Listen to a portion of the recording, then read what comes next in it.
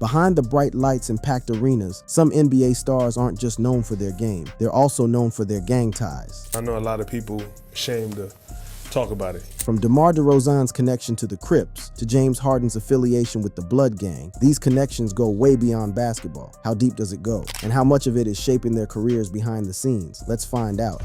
Paul Pierce.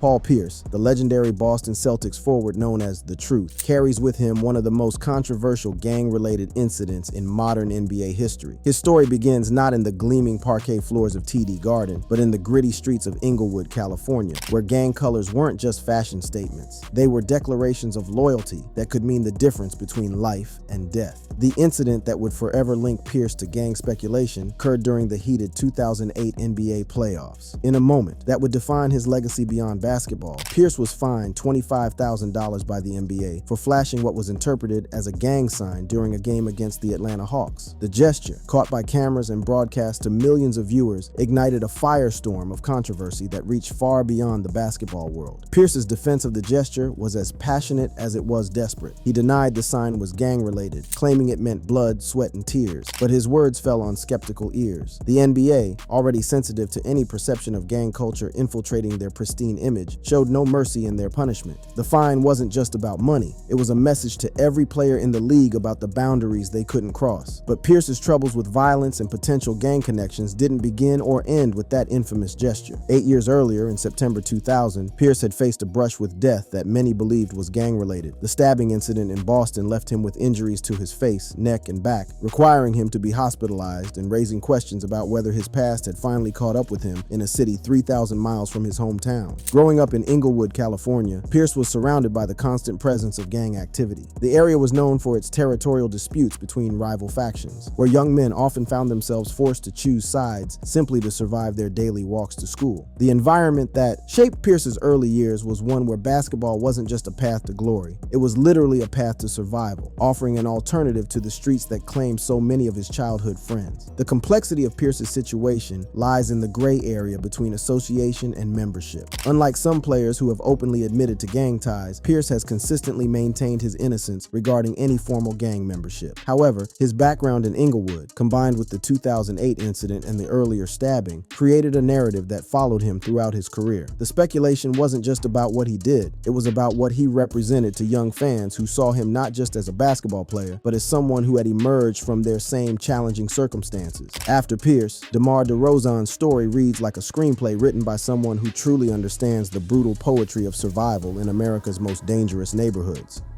Demar DeRozan. Born and raised in Compton, California, specifically in the Pocket Hood Compton Crips area, DeRozan didn't just witness gang culture. He was immersed in it from his earliest memories, surrounded by family members whose loyalties were literally written in blood. The gravity of DeRozan's upbringing becomes clear when you understand that his family had significant gang ties with uncles who were Crips and Bloods, and he lost friends and family to gang violence. The mathematics of his childhood were horrifyingly simple. The people he loved most were often the ones most likely to die violent deaths. By age 5, he was already attending funerals that would haunt most adults for a lifetime. One of the most profound moments in DeRozan's young life came when he attended the funeral of his uncle Kevin, a prominent Crip killed by a Bloods member. The image of a 5-year-old boy standing over the casket of his uncle, trying to comprehend not just death, but the senseless violence that caused it, provides a window into the world that shaped DeRozan's character. This wasn't just a family tragedy. It was an initiation into a reality where gang colors determined who lived and who died. What's remarkable about DeRozan's story is not that he was exposed to gang culture, but how he navigated it without becoming consumed by it. While DeRozan has not admitted to being a gang member, his upbringing and environment have led to his association with the Crips. The neighborhood where DeRozan grew up wasn't just influenced by gang culture, it was defined by it. Every street corner had its allegiances, every block had its history of violence, and every family had stories of loss that seemed to repeat with tragic regularity. For a young boy with dreams of basketball stardom, the challenge wasn't just developing his skills on the court, it was staying alive long enough to use them. DeRozan's transformation from a kid surrounded by gang violence to an NBA All-Star represents more than personal achievement. It represents hope for countless young people facing similar circumstances. He has used his platform to discuss overcoming such challenges, becoming a voice for those who rarely get heard above the gunfire and sirens that soundtrack their daily lives. I think, have it be something that, I know a lot of people ashamed to talk about it. Even myself for a long period of time, people wonder why I was such a quiet guy, and that was part of it, not wanting to speak out about it, not wanting other people to know exactly what I was going through. What sets DeRozan apart from many athletes with similar backgrounds is his refusal to romanticize or glorify the gang culture that surrounded him. Instead, he presents it for what it truly was, a tragedy that claimed too many of the people he loved. Then we have John Wall, whose gang-related controversy erupted like a social media wildfire in 2020, proving that even established NBA stars aren't immune to the consequences of poor decision-making. John Wall, the former Washington Wizards point guard, known for his lightning-fast speed and electrifying play, found himself at the center of a storm that threatened to overshadow his entire career with a single, poorly thought-out video. The incident that would define Wall's relationship with gang speculation occurred when he was caught on video in 2020 flashing gang signs associated with the Bloods, including pulling out a red bandana, a symbol often linked to the gang. The video, which quickly went viral across social media platforms, showed Wall making hand gestures that gang experts immediately recognized as Bloods-affiliated signals, while prominently displaying the red bandana that has become synonymous with the organization. The backlash was swift and severe. Wall apologized, stating it was a mistake and promising to improve, but the damage to his reputation was already done. His apology, while seemingly sincere, raised more questions than it answered. If these were just meaningless gestures, why did he feel compelled to make them? If they were meaningful, what did that say about his current mindset and associations? I feel great, man. The last 2 years I've dedicated myself to trying to get my body in the best position I can to have a heck of a comeback and finish my career off whenever I decide to do that at the best of my ability. And the first practice is great, man. The controversy surrounding Wall's video was particularly significant because it highlighted the ongoing struggle many NBA players face in balancing their success with their past associations. Wall's background in Raleigh, North Carolina, wasn't typically associated with the kind of hardcore gang activity found in cities like Los Angeles or Chicago, which made his apparent Bloods affiliation even more puzzling to observers. What the video revealed was something more complex than simple gang membership. It suggested a psychological connection to gang culture that transcended geography and socioeconomic status. Even players who achieve the highest levels of success can still feel drawn to display connections to street culture, whether for authenticity, respect, or simply out of habit. The response to Wall's controversy illustrated the NBA's ongoing sensitivity to any perception of gang influence within the league. The organization has spent decades trying to distance itself from any association with street culture, implementing dress codes, behavioral guidelines, and public relations strategies designed to present players as professional athletes rather than products of their sometimes challenging backgrounds. Apart from Wall's controversy, Javvarus Kitton's story represents the darkest possible outcome when NBA talent collides with gang culture. Javvarus Kittton.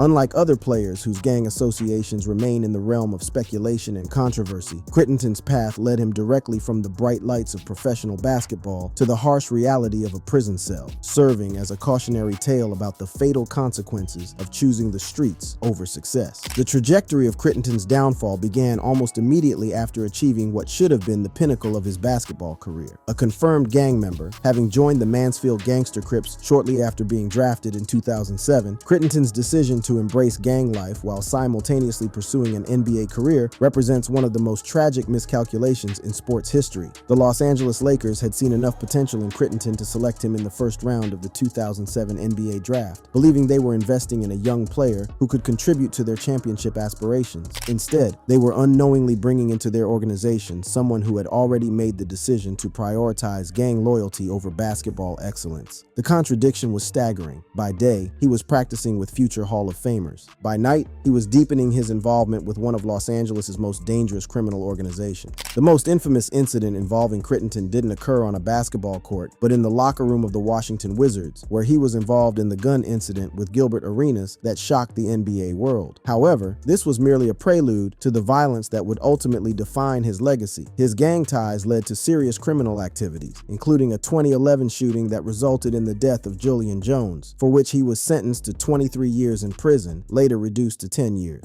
Yo, when you drive into the arena, I'm gonna throw gasoline on your car and burn it while you in it. The murder of Julian Jones wasn't a random act of violence. It was the culmination of Crittenton's complete transformation from professional athlete to street criminal. The shooting occurred as part of gang-related retaliation, demonstrating that Crittenton hadn't simply maintained casual associations with gang members, he had become an active participant in their most violent activities. The fact that an innocent person died as a result of his actions adds a layer of tragedy that extends far beyond his own wasted potential. The legal proceedings that followed Crittenton's arrest revealed the extent of his criminal involvement. This case is one of the most direct links between an NBA player and gang membership, with legal proceedings confirming his involvement. Court documents and testimony painted a picture of a young man who had completely embraced the gang lifestyle, treating his basketball career as secondary to his criminal pursuits. Dude, I'll bring you the guns.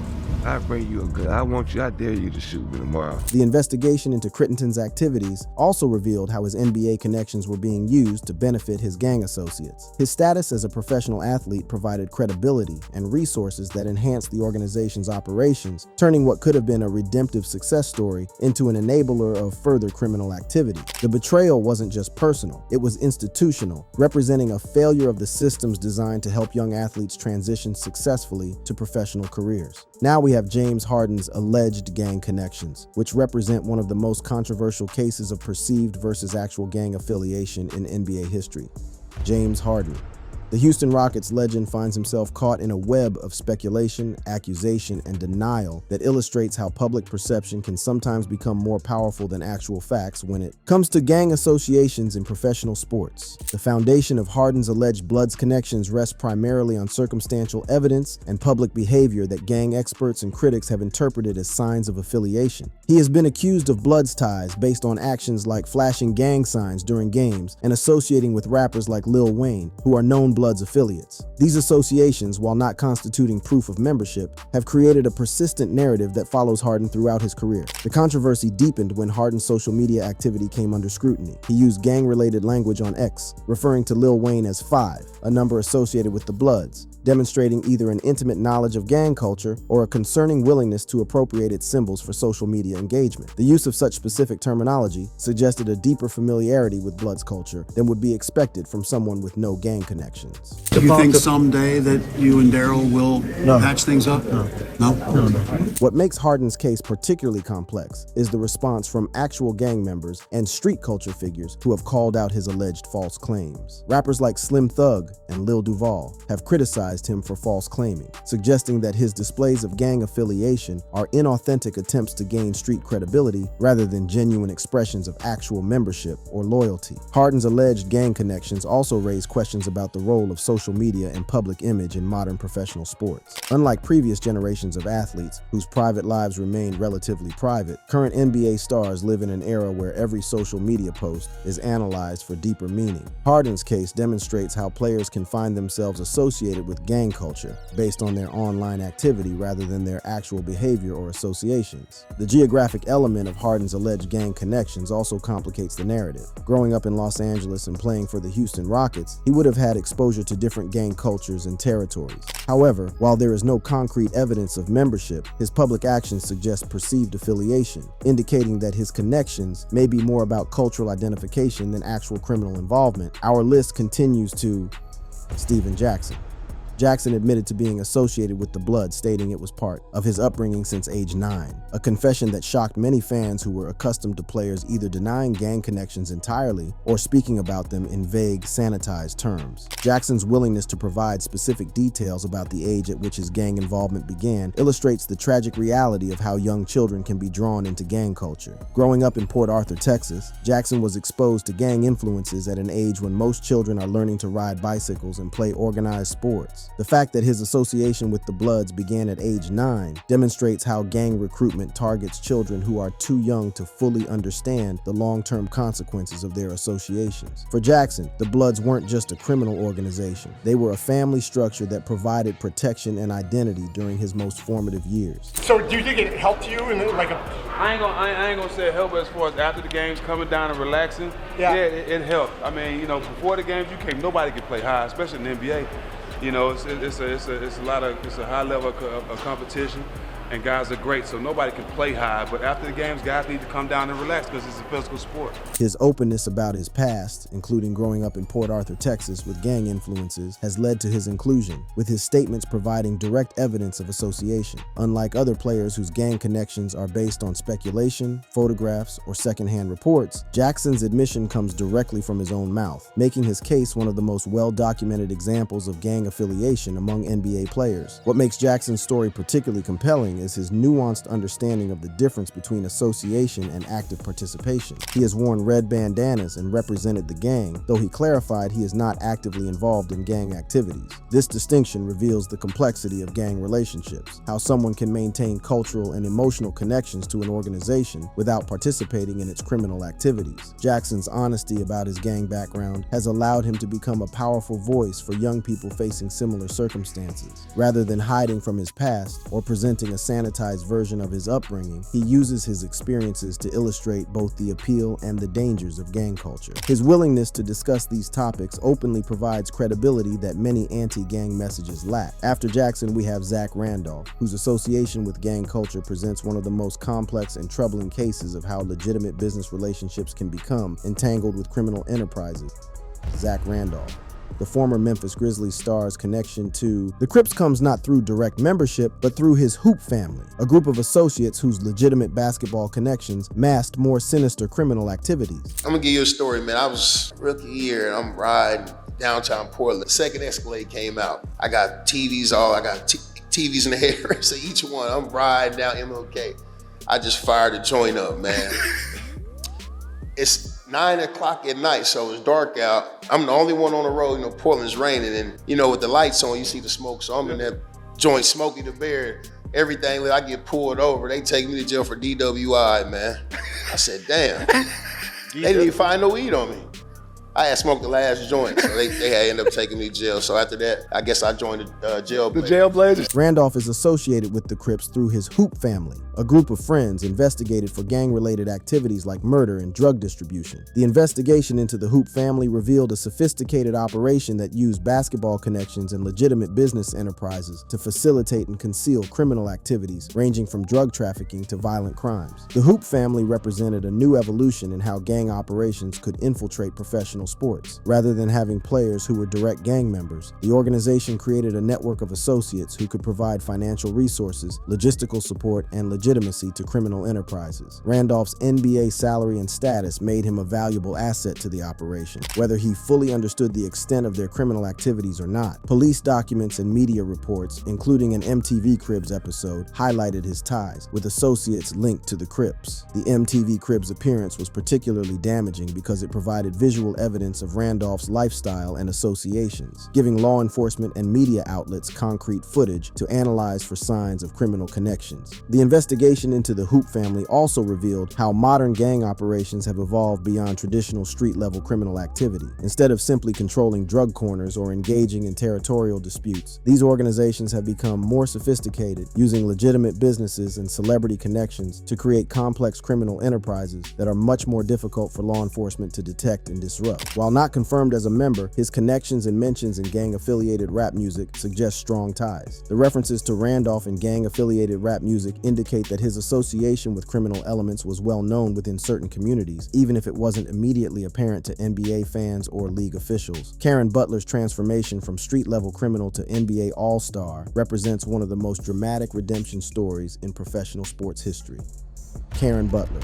His journey from a life of drug dealing and gang activity to basketball stardom provides a powerful testament to the possibility of change, while also illustrating the depths from which some players must climb to achieve success. Butler had a troubled youth in Racine, Wisconsin, involving drug dealing and gang activity, with 15 arrests before age 15. The staggering statistic of 15 arrests before his 15th birthday reveals a level of criminal activity that few people experience in their entire lives, let alone during their early teenage years. Butler's young life was a revolving door of police stations, courtrooms, and detention centers. I'm in one of my trap cars and somebody had called and said, at school, and I wasn't going to school that day. I wasn't planning on it, but I ended up going and I realized that I had a pistol on me. Let me put the gun in the locker so it's not on me, and I'm gonna go bust this move real quick. Met the brother in the bathroom, 1/4 ounce of cocaine. after the transaction, like I'm about to go back to my locker and get my pistol and just like take back off. Hall monitor saw me. He was like, "Hey, Butler, like, no, you gotta go to class. Like, you know, whatever." So I'm like, damn, he caught me. I started hearing like radios and they like, yo, the ATF is here. Alcohol, tobacco, and firearm units. This whole thing was pretty much a setup. That's 21 Jump Street. That's what it really felt like. Like he was an informant, like, and I was thinking about jumping out the window, but my chances were slim. So I just, put my hands up and let them apprehend me, and that was how I got the 2 years. The scale and frequency of Butler's early arrests indicate that his criminal activity wasn't occasional or opportunistic. It was a full-time occupation. By age 15, he had already established himself as a serious player in his local drug trade, demonstrating the entrepreneurial skills and risk-taking mentality that would later serve him well on the basketball court, but in a completely different context. Butler's willingness to discuss his criminal past in detail sets him apart from many athletes who prefer to speak about their challenges in vague, general terms. His 2015 book, Tough Juice, My Journey from the Streets to the NBA, details his gang involvement, crediting basketball for his transformation. The book provides an unfiltered look at the realities of gang life, drug dealing, and the violence that accompanies both. The contrast between Butler's early criminal career and his later basketball success is stark and profound. The same determination and fearlessness that made him effective as a teenage drug dealer became assets on the basketball court, where his aggressive playing style and competitive mentality helped him excel at the highest levels of professional basketball. While specific gang affiliations are not detailed, his past actions and arrests confirm his association with gang culture. The lack of specific gang identification in Butler's story suggests that his criminal activity may have been more entrepreneurial than organizational, focused on drug dealing and street-level crime rather than formal gang membership. Then we have J.R. Smith's association with gang culture, which emerged not through street activities or confirmed membership, but through the relatively new phenomenon of social media behavior that suggested gang affiliation. J.R. Smith. His case represents how modern technology has created new ways for public figures to display potential gang connections, while also illustrating the dangers of jumping to conclusions based on online activity. The controversy surrounding Smith began in 2009 when he was accused of Bloods ties due to his Twitter activity where he replaced C's with K's, a practice associated with the Bloods. This seemingly minor spelling alteration carries significant meaning in gang culture, where the substitution of letters represents disrespect toward rival organizations, in this case, Crips, whose name begins with the letter C. It was crazy because I knew Bron since I was like 15. And I used Really? I used to go to Akron and go work out with him and How old were you at the time?